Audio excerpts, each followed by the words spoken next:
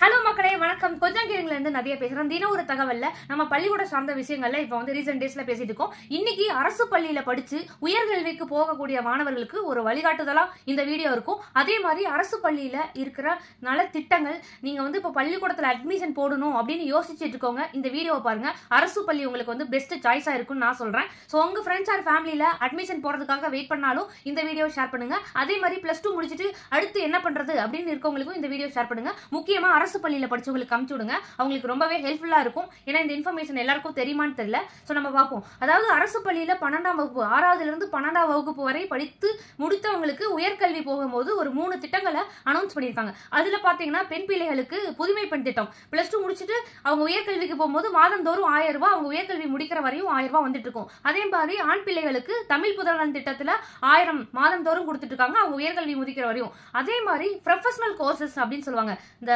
Engineering, doctor, வக்கீலுக்கு படிக்கிறது, இந்த மாதிரி இந்த ஆர்கிடெக்சர், அக்ரிகல்ச்சர், இவங்கெல்லாம் வந்து ப்ரொஃபஷனல் கோர்ஸ்ல வருவாங்க. அதுல ஒரு 7 கோர்சஸ் இருக்கு. அந்த 7 கோர்சஸ்லயும் 7.5% வந்து இடஒதுக்கீடு கொடுக்குறாங்க. ஸோ நம்ம வந்து அந்த எக்ஸாம்லாம் அதாவது வந்து இந்த காம்படிட்டிவ் எக்ஸாம்லாம் எழுதுவோம்ல, அதில் 7.5%ல இந்த அரசு பள்ளி மாணவர்களுக்கு ஒரு இடம் கொடுக்குறாங்க. அதில் பார்த்தீங்கன்னா MBBS BDSல, அதே மாதிரி பார்த்தீங்கன்னா இந்த agriculture BSc agri, sericulture, forestry, அப்புறமே வந்து பார்த்தீங்கன்னா வெட்டினரி டாக்டருக்கு, அப்புறம் வந்து மீன்வளத்துறையில், அதுக்கப்புறம் BA LLB அந்த லா படிக்கிறவங்களுக்கு, இந்த மாதிரி ஒரு 7 கேட்டகரியில கொடுத்துருக்காங்க. எவ்வளவு சீட்ஸ் வந்து அனௌன்ஸ் பண்ணிருக்காங்கன்னு பாருங்க.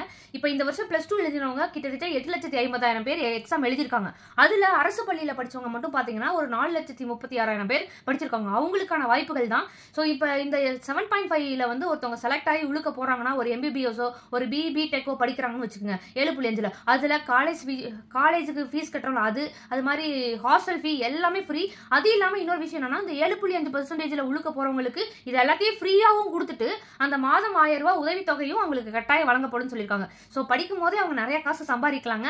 இந்த 7.5 இடஒதுக்கீட்டுல ஒவ்வொரு துறைக்கும் எவ்வளவு சீட்ஸ் இருக்குன்னு பார்க்கலாம். இப்போ மருத்துவத்துல BDSம் டாக்டர், அதாவது MBBS BDS இது ரெண்டுக்கும் கம்பைனா 650 சீட்ஸ் கொடுக்குறாங்க. அதே மாதிரி பார்த்தீங்கன்னா இந்த வேளாண்மை துறையில வந்து 350, அதாவது அக்ரி, செரிகல்ச்சர், அதுக்கப்புறம் ஃபாரஸ்ட்ரி, இதெல்லாம் சேர்த்து 350 கொடுக்குறாங்க. அதே மாதிரி இந்த கால்நடை மருத்துவர் அதுல வந்து ஒரு 42 சீட்ஸ் கொடுக்குறாங்க.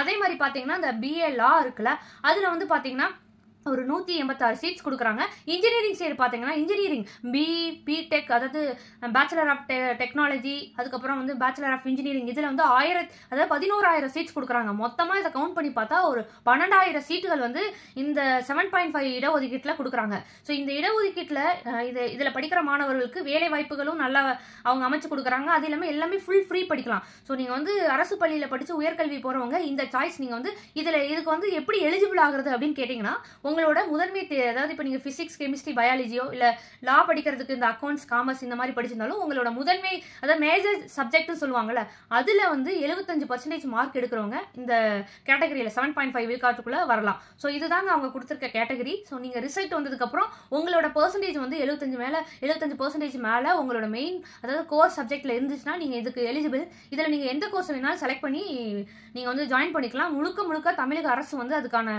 செலவுகளை ஏத்துக்கும். அதுக்கான வழிகாட்டு நெறிமுறைகளும் இருக்கு. இதுல ஏதாவது உங்களுக்கு டவுட்ஸ் இருக்கு, இல்ல உங்களுக்கு இந்த சம்பந்தமா, அதாவது ஸ்கூல் சேர்றது, அட்மிஷன் போறதுல ஏதாவது இஷ்யூவா இருக்குனாலும் நீங்க என்னை வந்து ஜஸ்ட் கமெண்ட் பண்ணுங்க, நான் உங்களுக்கு அது டீடைலா எக்ஸ்பிளைன் பண்றேன். அதே மாதிரி அரசு பள்ளியில படிக்கிறவங்களுக்கும் தனியார் பள்ளியில படிக்கிறவங்களுக்கு இனிமேல் பெரிய காம்படிஷன்ஸ் இருக்குங்க. ஏன்னா அரசு பள்ளியே தனியார் பள்ளிகளுக்கு ஈக்குவலா அவ்வளவு நலத்திட்ட உதவிகளை செஞ்சு திட்டங்களை வந்து நிறைய வந்து, அதாவது ஊக்கத்தொகையை கொடுத்து ஒவ்வொரு ஸ்காலர்ஷிப் எக்ஸாம் வைக்கிறது, அதுக்கப்புறம் வந்து இந்த மாதிரி காம்படிட்டிவ் எக்ஸாம்ஸ்க்கு வந்து ப்ரிப்பேர் பண்றது, அதுக்கு வந்து ஸ்காலர்ஷிப் கொடுக்கறது ஏகப்பட்டது வந்து கொடுத்துட்டே இருக்காங்க. சின்ன வயசுல இருந்து மெயினா வந்து 6வதுல இருந்து 12வது வரையும் இப்போதைக்கு எடுத்துட்டு இருக்காங்க. ஸோ நீங்க வந்து கவர்மெண்ட் ஸ்கூல்ல சேர்க்கறது வந்து ஒரு பெருமையா எடுத்துக்கலாம். யாருமே வந்து ஐயப்பட தேவையில்லை. ஸோ உங்க ஃப்ரெண்ட்ஸ் ஆர் ஃபேமிலியில உயர்கல்விக்கு, அதாவது நெக்ஸ்ட் என்ன பண்ணலாம் +2க்கு அப்புறம் அப்படின்னு யோசிச்சுட்டு இருக்கவங்களுக்கு இந்த வீடியோ அனுப்பிச்சுடுங்க. தேங்க்யூ.